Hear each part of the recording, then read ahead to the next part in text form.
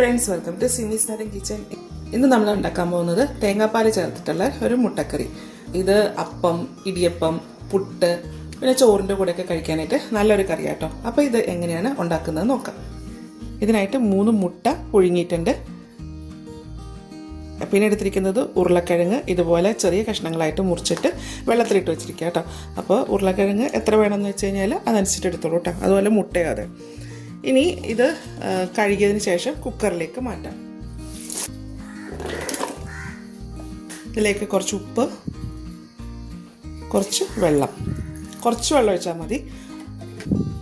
ഞാൻ ആ ഉരുളക്കിഴങ്ങ് മുങ്ങി കിടക്കാൻ പരുവത്തിന് ഒഴിച്ചിട്ടുള്ളൂ കേട്ടോ. ഇനി ഇത് സ്റ്റൗവിലേക്ക് വെച്ചിട്ട് ഒരു വിസിൽ വരുന്ന വരെ വേവിക്കുക. എന്നിട്ട് ഒരു വിസിൽ വന്നു കഴിയുമ്പോൾ സ്റ്റൗ ഓഫ് ചെയ്തിടാം കേട്ടോ. അതിന് ശേഷം ഫുൾ പ്രഷർ പോയതിന് ശേഷം തുറക്കാം. ഇതിലേക്ക് കുറച്ച് തേങ്ങാപ്പാൽ വേണം. അപ്പോൾ നമ്മൾ കഴിഞ്ഞ ദിവസം ചെയ്ത പോലെ തന്നെ ഞാനൊരു 3 സ്പൂൺ കോക്കനട്ട് പൗഡർ ചേർക്കണം കേട്ടോ. അതല്ലാന്നുണ്ടെങ്കിൽ തേങ്ങ പിഴിഞ്ഞ് തന്നെ എടുക്കാം കേട്ടോ. നമുക്ക് രാവിലേക്ക് എളുപ്പമൊക്കെ ഉണ്ടാക്കാനായിട്ട് കോക്കനട്ട് പൗഡർ ആയിരിക്കും നല്ലത്. ഇതിലേക്ക് കുറച്ച് ചെറു ചൂടുവെള്ളം ഒഴിച്ചു കൊടുക്കാം. എന്നിട്ട് ഇത് യോജിപ്പിക്കാം കേട്ടോ. അപ്പോൾ തണുത്ത വെള്ളത്തിലല്ല, ചൂടുവെള്ളത്തിലാട്ടോ ഒഴിക്കണ്ടേ. ചെറു ചൂടുവെള്ളം മതി. നല്ല ചൂട് ഒഴിച്ചാൽ നമ്മൾ കുഴപ്പമൊന്നുമില്ല. അപ്പോൾ ചൂടുവെള്ളം ഒഴിച്ച് കഴിഞ്ഞാൽ കണ്ടത് അത് പെട്ടെന്ന് തന്നെ അലിഞ്ഞു വരും കേട്ടോ. തണുത്ത വെള്ളമാണെന്നുണ്ടെങ്കിൽ ഇത് അലിയാൻ കുറച്ച് താമസമാണ്. ഇനി ഇതിലേക്ക് വേണ്ടത് ഒരു വലിയ സവാള, ഒരു തക്കാളി, പിന്നെ ചെറിയുള്ളി, ചെറിയ കഷ്ണം ഇഞ്ചി, 6 വെളുത്തുള്ളി.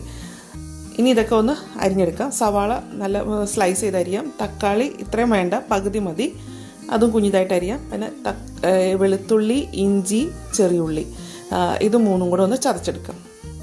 ഇതെല്ലാം അരിഞ്ഞു വെച്ചിട്ടുണ്ട് കേട്ടോ. ഇനി നമുക്ക് കറി ഉണ്ടാക്കാം. മുട്ടക്കറി ഉണ്ടാക്കാൻ വേണ്ടിയിട്ട് ഒരു പാത്രം ചൂടാക്കാൻ വെച്ചിട്ടുണ്ട്.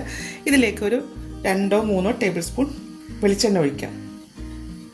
കടുക് പൊട്ടിക്കാനായിട്ട് മടിയാണെന്നുണ്ടെങ്കിൽ ഇപ്പോൾ നമുക്ക് കടുക് ചേർക്കാം. ഇനി ഇതിലേക്ക് ഒരു 1/4 ടീസ്പൂൺ ഉലുവ,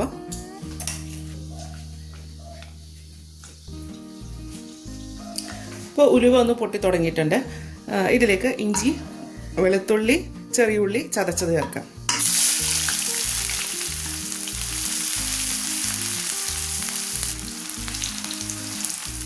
സവാള അരിഞ്ഞത്,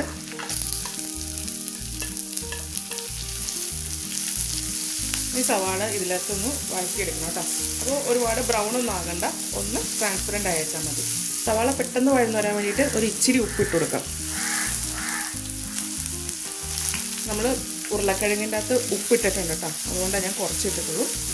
അപ്പോൾ അത് ശ്രദ്ധിക്കണം. ഈ സവാള ഒന്ന് വഴന്നു വരാം. അപ്പോൾ സ്റ്റൗവിൻ്റെ ഫ്ലെയിമൊക്കെ നല്ല ഹൈ ആയിട്ടാണ് കേട്ടോ ഇരിക്കുന്നത്.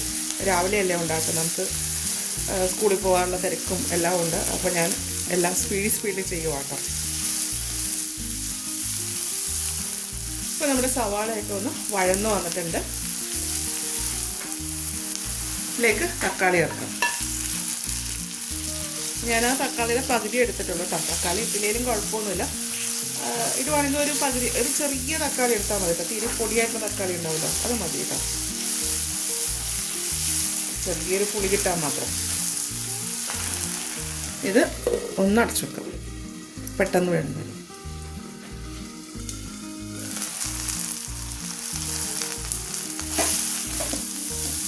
തക്കാളി നന്നായിട്ടൊന്ന് വഴന്ന് വന്നിട്ടുണ്ട്. അപ്പം ഈ സ്റ്റൗവിൻ്റെ ഫ്ലെയിം നമുക്ക് കുറയ്ക്കാം. ഇനി ഇതിലേക്ക് നമുക്ക് മസാലപ്പൊടിയിൽ ചേർക്കാം. 1/2 ടീസ്പൂൺ മഞ്ഞൾപ്പൊടി, 1 ടീസ്പൂൺ മുളക് പൊടി. എരിവ് അധികം വേണമെന്നുണ്ടെങ്കിൽ കുറച്ചുകൂടി മുളക് പൊടി ചേർക്കാം കേട്ടോ. ഇവിടെ ഞങ്ങൾക്ക് എരിവ് ഭയങ്കര കുറവാണ്. 1 ടീസ്പൂൺ മല്ലിപ്പൊടി, 1/4 ടീസ്പൂൺ കുരുമുളക് പൊടി, 1/2 teaspoon garam masala powder.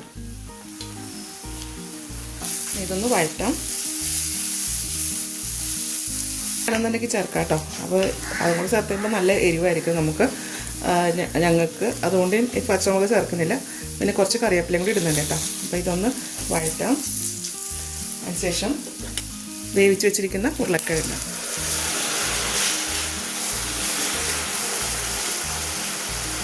Just ഒന്ന് ഉടച്ചു കൊടുക്കാം കേട്ടോ. കറിക്കൊരു കൊഴുപ്പ് കിട്ടാനാണ്. ഗ്രേവി എത്ര വേണമെന്ന് വെച്ചാൽ അതനുസരിച്ചിട്ട് വെള്ളം ഒഴിക്കാം കേട്ടോ. അപ്പോൾ ഞാൻ ചൂടുവെള്ളമാണ് ഒഴിക്കുന്നത്.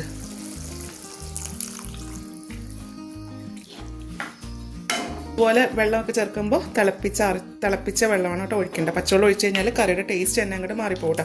ഇനി ഇതങ്ങ് നന്നായിട്ടൊന്ന് തിളക്കട്ടെ കേട്ടോ.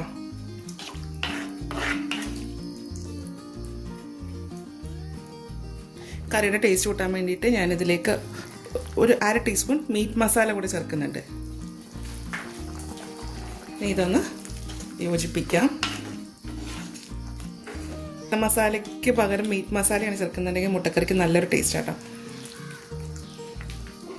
പിന്നെ ഇതൊന്ന് തിളക്കട്ടെ കേട്ടോ. തിളച്ച് തുടങ്ങിയിട്ടുണ്ട്. സ്റ്റവിൻ്റെ ഫ്ലെയിം കുറയ്ക്കാം. ഇനി നമ്മൾ കലക്കി വെച്ചേക്കണം തേങ്ങാപ്പാൽ ചേർക്കാം. ഇനി ഇതിലേക്ക് മുട്ട ചേർക്കാം. മുട്ട ഞാനൊന്നും മുറിച്ചിട്ടാണ് ഇടുന്നത്.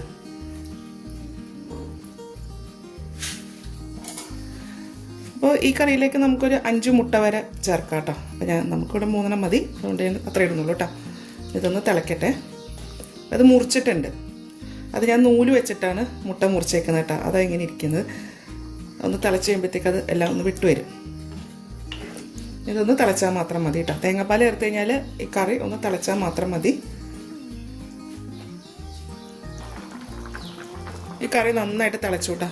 അത് മതി. സ്റ്റവ് ഓഫ് ചെയ്യാം. ഇനി ഇതിൽ നമ്മൾ സാധാരണ വറുത്തിടുന്ന പോലെ തന്നെ വറുത്തിടാം. ഇതിലേക്ക് 1 ടേബിൾ സ്പൂൺ വെളിച്ചെണ്ണ. ഇതിന് വ്യത്യാസമൊന്നുമില്ല, ഇതെപ്പോഴും നമ്മൾ ചെയ്യുന്ന പോലെ തന്നെ കേട്ടോ. 1/2 ടീസ്പൂൺ കടുക്,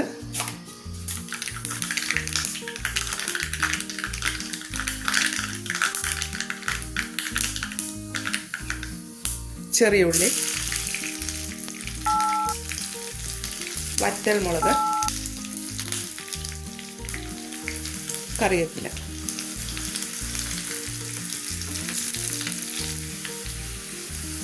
ഈ ഉള്ളി ചെറുതായിട്ട് മൂത്ത് കഴിയുമ്പോഴത്തേക്ക് നമുക്ക് കറിയിലേക്ക് ചേർക്കാം കേട്ടോ. ഇത് കറിയിലേക്ക് ഒഴിക്കാം.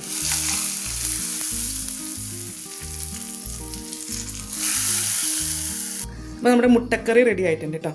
നല്ലൊരു എളുപ്പമുണ്ടാക്കാൻ പറ്റുന്നൊരു കറിയല്ലേ ഇത്. നമുക്ക് പുട്ടിൻ്റെ കൂടെ, ഇടിയപ്പം, അപ്പം, ചോറിൻ്റെ കൂടെയും, കുട്ടികൾക്ക് ചോറിൻ്റെ കൂടെ സ്കൂളിൽ കൊടുത്തു വിടാനും ഒക്കെ നല്ലൊരു കറിയാണ് കേട്ടോ.